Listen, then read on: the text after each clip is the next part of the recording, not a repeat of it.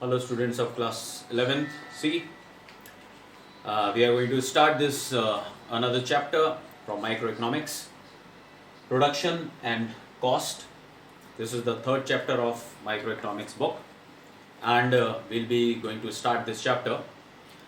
As the name of the chapter is Production and Cost, so here the production word is related to the producer. As in the previous chapter 2, we have studied about consumer, and the consumer was directly related to demand. Okay, so in that chapter second, we have studied about the theory of price and demand.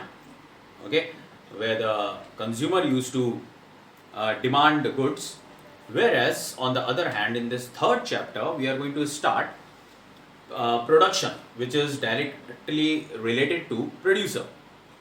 And if you will see here,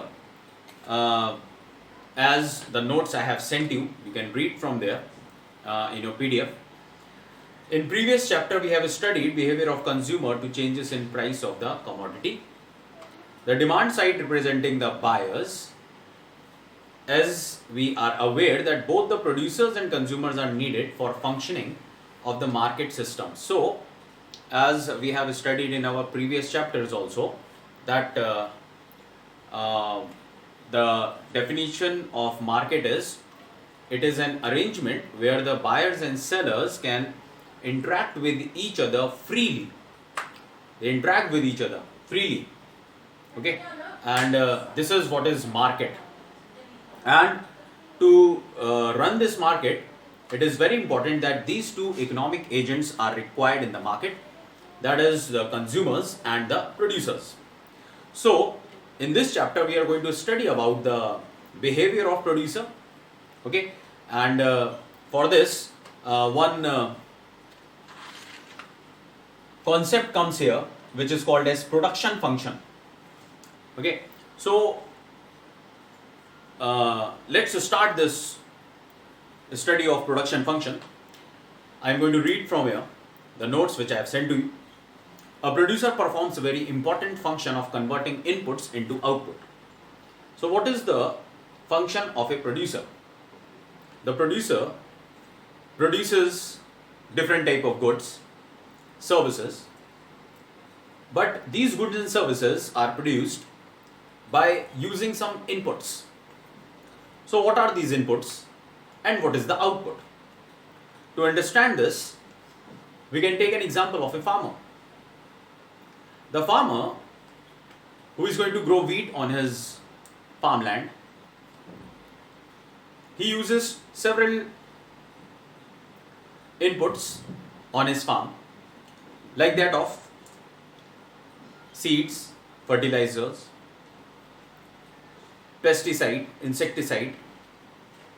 Apart from this, he also needs labor, land.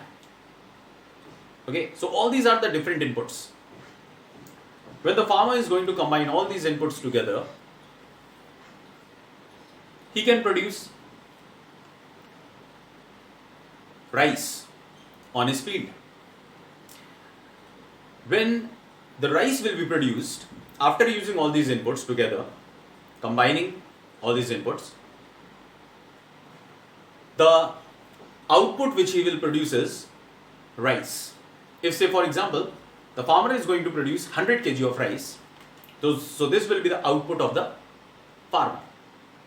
And inputs are those things which are used prior to the production of any commodity. And if we see the definition of production, if question comes, what is production?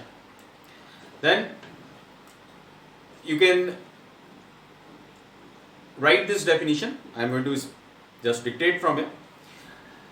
A producer performs very important function of converting inputs into output, which is defined as transformation of inputs into output. All the type of different inputs which are used for the production of any particular commodity, these inputs are converted into a different usable form, that is called as output. Say for example, a furniture factory is going to purchase log of wood. After purchasing the log of wood, this log of wood will be undergoing through production process in the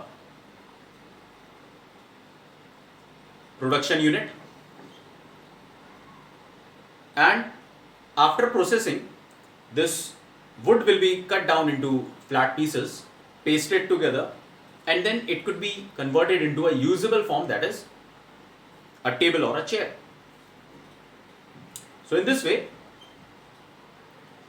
production means transforming any input into a usable output, a commodity which is going to be used by us, by the consumers. Before that, this log of wood was in the raw form, which cannot be used by us. Okay, so this is what is called as manufacturing also, and this is also called as production.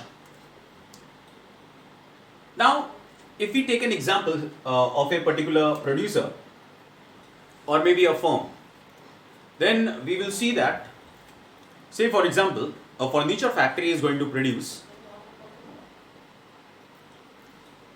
20 chairs. If a furniture factory is going to produce 20 chairs, each chair is going to be sold in the market in 300 rupees. So 300 rupees per chair. How will you be taking this earning of the producer if he is going to sell all these 20 chairs in the market?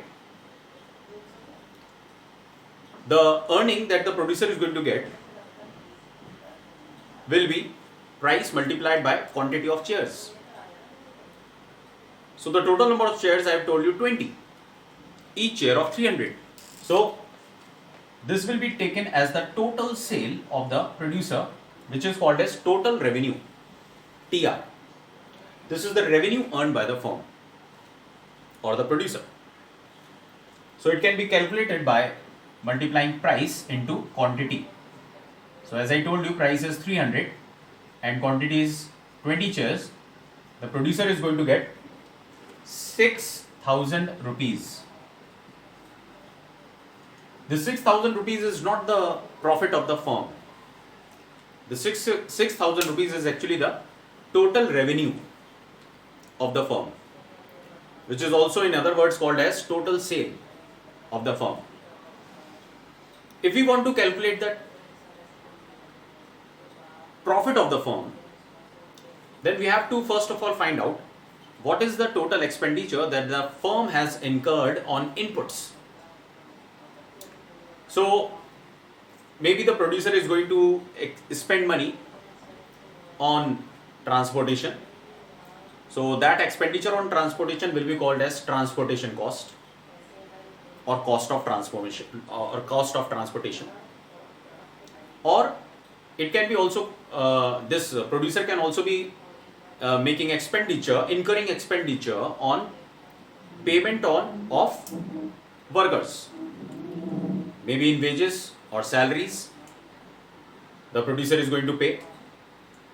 That will be also counted in the cost of production. With this, electricity bill, phone bill, raw material purchased, the cost of raw material, all these type of costs when are collected together, combined together, will give us total cost.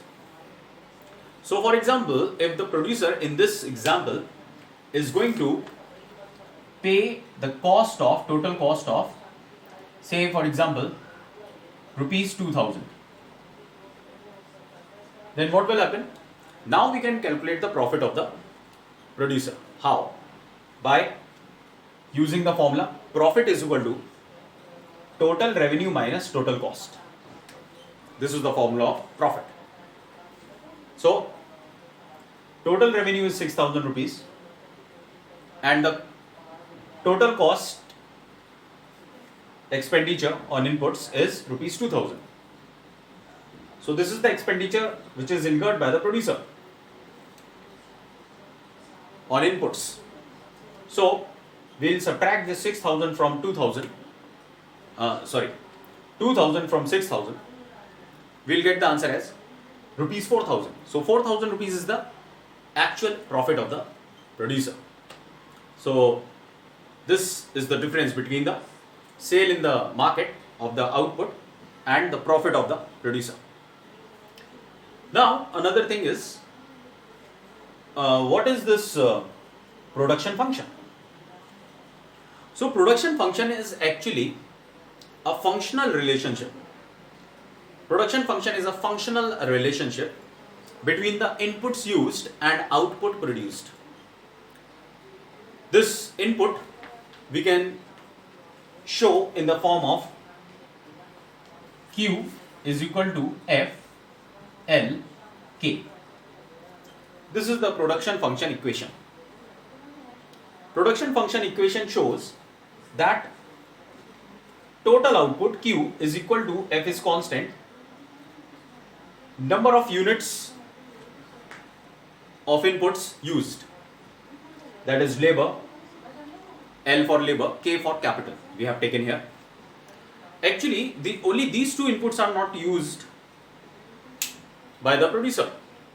There are several other inputs also, but we are only going to take these two inputs, labor and capital, for our ease. So just to make our study more easier. Otherwise, the total production or output produced depends on the number of inputs used. And about inputs, I want to tell you, inputs are of two types: factor inputs and non-factor inputs. Factor inputs are including land, labor, capital, entrepreneurship. These are the four different factors of production. If any one of the factor input is going to be removed, then production will not take place. So it is very important that all these inputs that are called as factor inputs should be combined together with non-factor inputs. Now, what are these non-factor inputs? Non-factor inputs are like that of fuel, power supply. These are all, or raw material. These are all non-factor inputs. So if we combine these factor inputs and non-factor inputs together, then only this output Q can be produced. So this is the functional relationship, which is called as production function. Functional relationship between the inputs used and output produced. Now what is this equal to sign representing here? This equal to sign represents here that as more and more units of input are increased, production will also increase. Therefore there is a equal to sign, that output is directly proportional to inputs used. So if inputs are going to increase, output is also going to increase. This is showing the positive relationship. Apart from this, if we talk about the inputs here, we can see that the classification of factors. Before this, I want to tell you this also. All the four factors of production, land, labor, capital and entrepreneurship, all the factors of production are also made, the payments are made on the services provided by these four factors of production. So in what form is the remuneration provided or paid to the four factors of production? So land earns in the form of rent, labor earns in the form of wages and salaries, capital earns in the form of interest, and entrepreneur earns in the form of profit.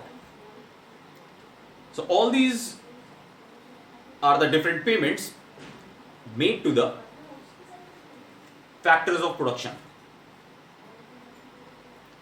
and these are also called as factor payments because these are the payments made to the factors of production. The firm or the producer is going to incur this expenditure so as to produce output. Now, if we classify the factors, then you will see here that the factors are actually divided into two parts: fixed factor inputs and variable factor inputs. Fixed factor inputs and variable factor inputs. Why are we going to divide these two inputs into two different parts? Because there is a time dimension for every particular production unit. You will see here time dimension. What is this time dimension? Every manufacturer or the producer has one time duration. One is the short run, another one is the long run. What is this short run time period? Short run time period is that time period during which the producer is unable to change some of the factor inputs. Some of the inputs cannot be changed during this time period, short run time period.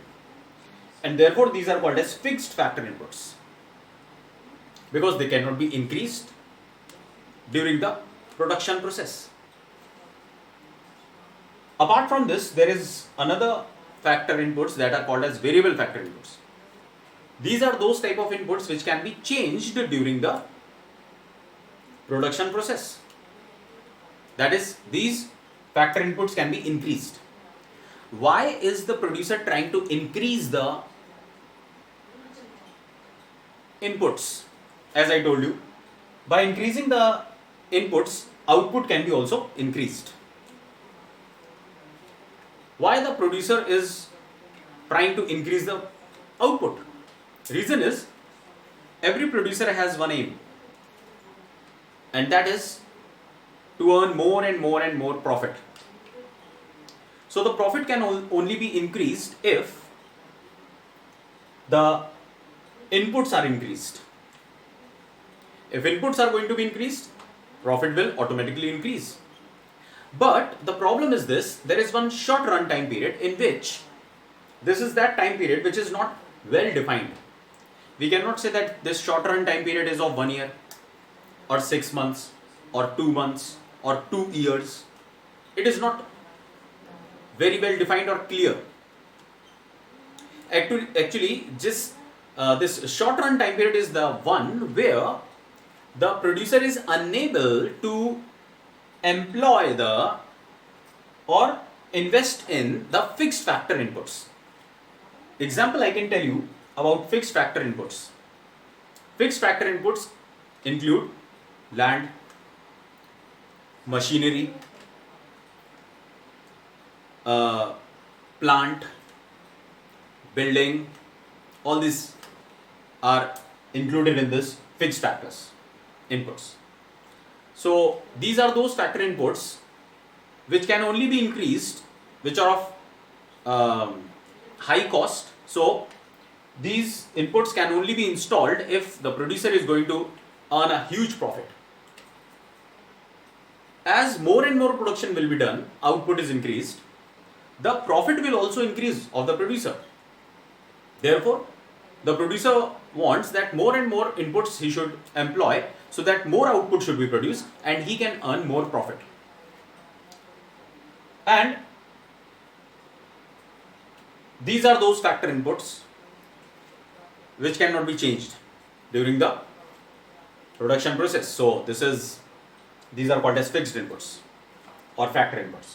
Variable factor inputs are those which can be changed during the production process. Like for example, labor, raw material, transport, communication. All these type of factors are actually variable factors which the producer can increase so as to increase the production. He can increase these variable factor inputs so as to increase the production. So short run time period is that period in which the fixed factors remains fixed and variable factors can only be increased so as to increase the output and to earn more profit. And this is what is called as the short run time period. And in this short run time period, another time period is also there which is called as long run. In the long run, it is the time period in which the producer can change fixed factor inputs also and variable factor inputs also. Okay, so fixed factor inputs also and variable factor inputs both can be changed in the long run. Like for example, if we take an example of Reliance Group of Industries, this particular industry is in the phase of long run. To increase the production, they can change the fixed factor inputs also as well as they can change the variable factor inputs also. But if a firm is new and it is not it has not earned a lot of profit, then this firm which is new can only change variable factor inputs to increase the production. Okay, so therefore in the short run fixed factor inputs cannot be changed. So this time period is also not defined because it may differ or vary from large scale industry to small scale industry. The time period for short run can be maybe lower maybe smaller in the small scale industries, and in the large scale industries this short run can be of longer duration. So therefore we cannot define this short run at a particular time period, but the short run will be carried over till the time the factors are kept fixed. Some factors are kept fixed like that of land or machinery, and some other factors, that is labor, raw material, can be changed to increase the production. So this is what is short run and long run.